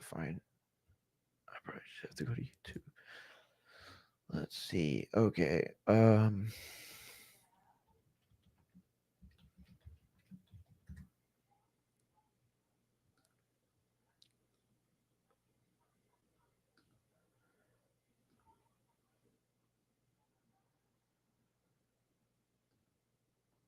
Okay, I think this is it. No, fuck. I wanted y'all to see the glasses. That's what I wanted y'all to see. So, okay. Here is Seth's outfit from last night. Now, I'm going to go ahead and call this a Matador trench coat. I wouldn't really know how else to describe this garment. I don't hate it, to be honest with you. I think the bottom is like way too much. I think the length is a little tacky as well. I mean, it's somewhere between like a Hugh Hefner sex robe and like a Matador. And so combined with the baggy white trousers, and I'm pretty sure those are wrestling shoes, not like pro wrestling shoes either. I'm pretty sure those are like collegiate style wrestling shoes. And then the cummerbund, and I'm pretty sure this is all a onesie underneath this jacket. Now, this is not even close to the level of douchery he got to last night. I wanted to show y'all the glasses, but I can't find a clip from that. He was wearing these glasses that had eyeballs. Oh, here it is. You see that? You see the glasses with the eyeballs there? Let me see. Can you see it on there? Oh, you can barely see it, but that is what he decided to wear last night. Now, one of the odd things that took place last night was that he was getting cheered. Seth Rollins was getting cheered. And not only was he getting cheered and revered, he was being um, he was getting over when Punk was getting booed. When he brought up Punk, most of the crowd booed. There was a soft CM Punk crowd chant, after that, but he mostly got cheered. Braun Breaker mostly got cheered. Sami Zayn mostly got booed when he went up against this new Evolution 2.0. And a lot of people were trying to say, oh, well, it's Kansas City and, blah, blah, blah. Like they're not a big wrestling town. So it's like not a smart mark type of town. But that's kind of bullshit though, because what it really is and what it really boils down to is that Seth isn't even playing like a heel really. He's kind of playing that same like weird role that he's played this whole time. And I'll be honest, it's annoying to me by now. Like if it wasn't for Paul Heyman, I would not be interested in this as much. And yet Paul Heyman barely did any of the talking in the ring last night. Like Seth Rollins doesn't need a promo guy. He doesn't need a mouthpiece. But if you're not going to utilize Paul Heyman in his strongest suits, in his strongest roles, then why do you have him out there? And it goes back to Braun Breaker. Like Braun in the suit as the enforcer type, like that seems kind of just lame. Like it seems obvious. Like, yeah, okay, yeah, you make him the enforcer, sure. Like, what else are you gonna do? Who else was it gonna be? Seth? Was it gonna be Paul? Like, come on. But I don't think you need that. I really don't. In fact, I think that Braun works so much better in that faction in the exact same gear he was wearing. Give him the black leather coat, the Rick Steiner jacket with the spray paint on it. Give him a dog collar if you fucking want. He's an animal. Last night, Seth was treating him like his dog, like an animal, just like trying to tell him what to do, what not to do. And I liked it. It got over well. Bro, Braun looked great last night. I had some clips that I wanted to pull, but I forgot that I left it on my iPad. So I can't pull them up. But one of the best shots last night was when Braun came out and his music hit. The lights went dark. The spotlight was just on him. It was almost, it felt eerily like similar to like a Mike Tyson walkout from back in the day when it was just him. But he did have Heyman with him, which was a great addition to the overall presentation. And Breaker was just a monster. But last night's Raw, it kept a theme running that WWE's been using in 2025. And it's simplistic storytelling, right? If you look at what's going on with John Cena right now, he is counting down his dates. And the reason why this is effective is because for all of us that know what's at stake, him retiring the WWE Championship belt, the only one that has any sort of continuity left in the world, because the NWA belt obviously doesn't, and then the WCW heavyweight belt has been gone for some time, even though it's come back in many different iterations. Nobody sees the belt that Jey Uso currently holds as the same belt that Goldberg or Hogan or Harley Race or any of those guys held, right? It's not. Even if it looks the same, it's not. It's not the same lineage. So you have this issue right now, right? Where Rollins is in a position where he's having to make this dual face thing work. And it's hard to come up with an actual legitimate challenger to that because it's like the fans don't know how to react. So it goes back to, again, Kansas City. You can't hold them responsible because Seth comes out and makes it sound like he's a face and CM Punk's a heel. And you also can't expect everybody to boo the new shiny thing, right? The new faction that everybody's like head over heels about. But anyway, for all that wrestling stuff, you look at the story, the simplistic story of it, right? Again, going back to John Cena, he's counting down the dates. So a traditional countdown storyline. For those that are old enough or, like Batman enough to have seen some of the old school Batman, like the Christopher Reeve, the Adam, what's his name? Adam Scott? No.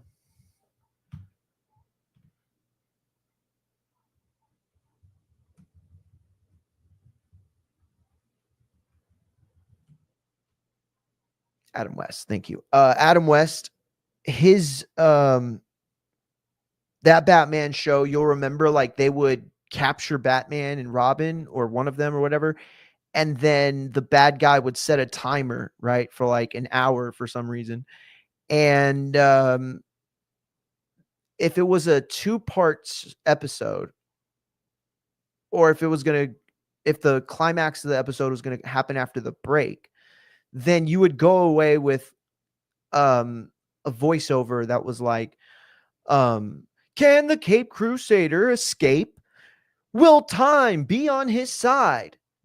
Tune in next week as the countdown continues. And you would see like the bombs countdown, like dropping down, right? And this adds drama, right? Because the closer you get to 0, the more tense things get. That's why every single movie or TV show, the bomb always stops at 0.1 second or whatever, 0.01 second, whatever.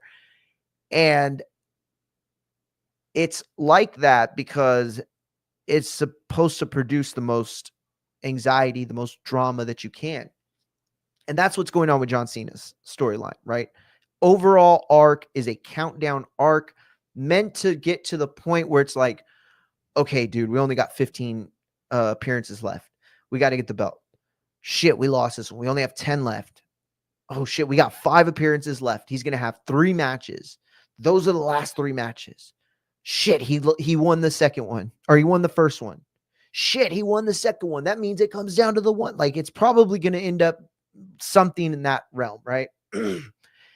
And he'll either lose the title at the end or retire it. WWE is using Raw as a show with those same sort of storylines. So last night, like leading up to Mania, it was the favor gate, right? We got nothing but favors from a million different people, and or from Paul for a million different people. But last night, Seth gave Sami Zayn he gave him an offer that I didn't think he could refuse. So Sami came out at the beginning of Raw and made it clear that he is not on board with what Seth's doing, despite the fact that he himself left the bloodline first. He can't understand why Paul did what he did or why Seth did what he did. Like, I don't know, make it make sense. But anyway, the perpetual good guy, Sami, who's given some heel vibes as of last week, dressed in all black, continuously looking over his shoulder at Jay. It feels like the turn is coming, I think, for him. But last night, Seth gave him the option. Either you can join us or you can go to SmackDown and get transferred this Friday. And so he gave him that option. Now, they made it very clear at the break with Paul that if he did not take the SmackDown option and also did not join Seth, then he would be forced to face Braun Breaker that night. So in that backstage interview, or I'm sorry, in that backstage segment, to heighten the stakes, WWE did something brilliant. They had Paul say that Seth pulled strings, and they both used their influence in WWE to make it so that if Sami decided to take the transfer to SmackDown on Friday, he would be instantly made the #1 contender for the WWE Undisputed title, made to face the winner of Randy Orton and John Cena at Backlash, or after Backlash, I guess. So you have these two options. You either get speared and folded in half by Braun Breaker, or you get a title match against two guys in their twilight years. So it seemed like an easy do, right? Seemed like an easy choice to make. And of course, Sami did not choose to transfer to SmackDown, and he did also not join Seth. And what they did was amazing because they built to this narrative. And then by the time they had the segment and Sammy says no, instantly the lights hit, the music's on, and we have a spotlight of a Braun Breaker with Paul Heyman to his right, the way that we used to see for Roman Reigns, but Paul was always on the left. You have this story that manifested where WWE essentially told us the repercussions of going against Seth's new faction, the consequences are instant. Because the moment he turned down Seth, the music started. It was like, okay, well then let's go. That's it. You had your chance. You made your bet. And that kind of like Gestapo, like freaking Nazi style, like, hierarchy is great storytelling. It really is. I mean, it's just terrific storytelling. And he said it. He was like, I'm going to make my own bloodline in a sense. You know what I mean? Like this new evolution 2.0, as a lot of people are calling it, right? You see, we thought we were getting like the new NWO, or a lot of people did, right? With the whole John Cena, Rock, Travis Scott faction. We thought we were going to maybe get like CM Punk or other people involved from the old days, whatever. That was never a part of the plan. We know now, and we can move on. What we didn't see was the potential of this happening, them raising the guys that are here now that are not wanting to be part-timers like Roman Reigns, not needing as much time off as CM Punk because he's older and stuff. Focusing and leaning on the guys that can make a difference now, right? Guys you can build up to be that guy that are going to be here. That are going to be here week to week at the house shows, putting in that living. It was a great storyline. It really was. Where do we go is my question. Like right now, who is the contender for Seth? Because if it's Sammy, then God, did it start off really bad. I mean, Breaker folded that guy.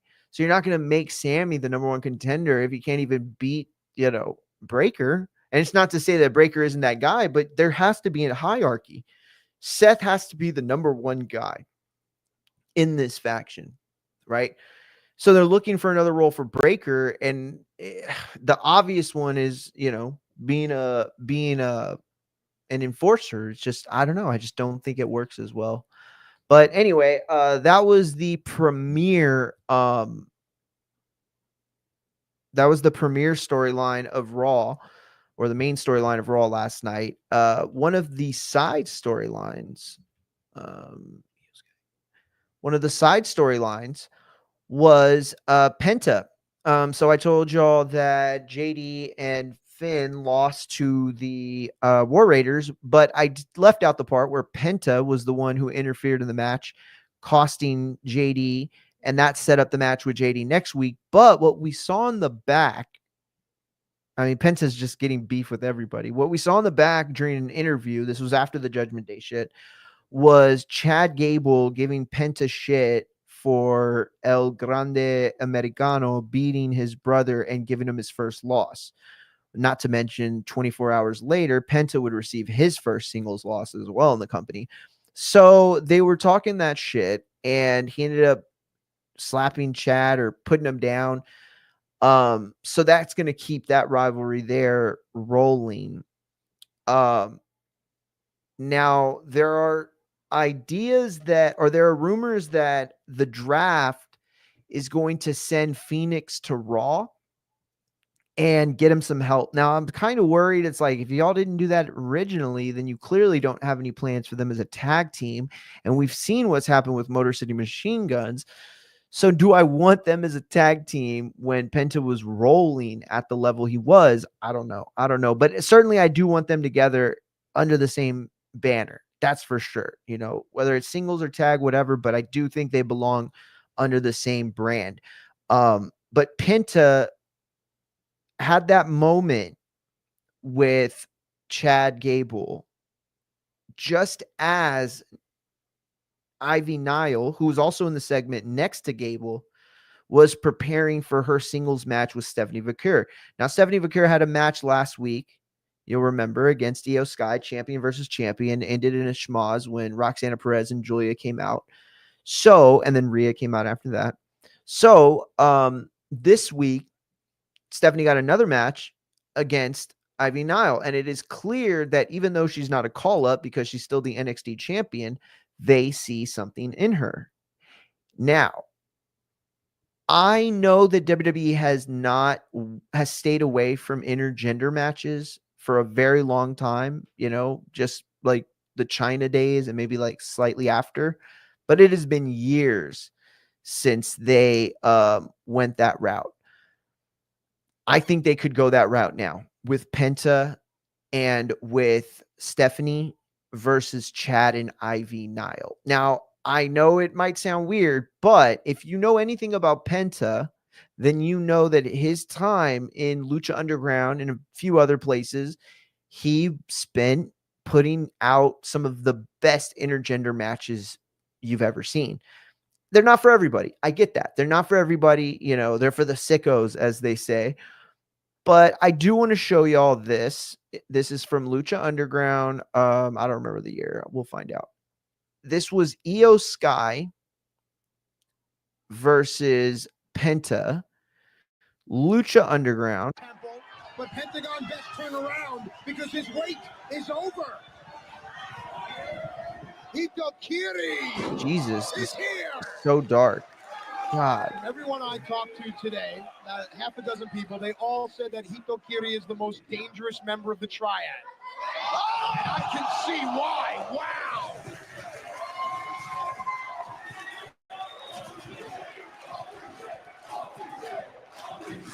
The level of intensity has picked up. Based on what Pentagon did to Doku and Yurei, it seems that Hitokiri knows that she has to bring it. No smiles. I just love the swagger. I know that look. I know that when the head turns to the side and is cocked and you got that evil smile. She has been there. She being Hitokiri. Hitokiri, son. And now, the leather-clad assassin, the hired gun, Hitokiri, looks to lay waste to Pentagon Dark. I'm sorry, guys. I don't remember this being so dark. Jesus, can't even see it, right? Anyway, yes. I wish this would have played out better, but this is one of the many matches that Penta put on around this time. He also had a match with Chelsea Green that was bomb, bro. Chelsea had a really good match with Penta, but yeah, I don't know. I just really think that if you look at what Niall and Stephanie were able to do last night, and you are familiar with what Penta's able to do, I really think Chad Gable is a guy who could just do anything. They really could make a banger. I really, really think that this could be a match that steals the show every single time, no matter the card. But yeah, listen, that has been the topics for the night. I want to thank everybody for tuning in. If you're watching this on playback or live, please tap into the Infighting Pod. I said it everywhere. I said it at the beginning of the show, the YouTube. I'm gone. It's done. I had to start over. I had to create a new account. Infighting Exchange is the new name. And we are going to launch tomorrow. I can go live in 23 hours as of like 5 o'clock. So tomorrow around 5 o'clock, I'll probably go live. Or I definitely will be live tomorrow. What time, I'm not sure. I will also let y'all know about Shoe Shine and what he says. Let me see if he maybe texted me while I was on. We might as well go live during the weigh-in, like a watch party. Yeah, bro.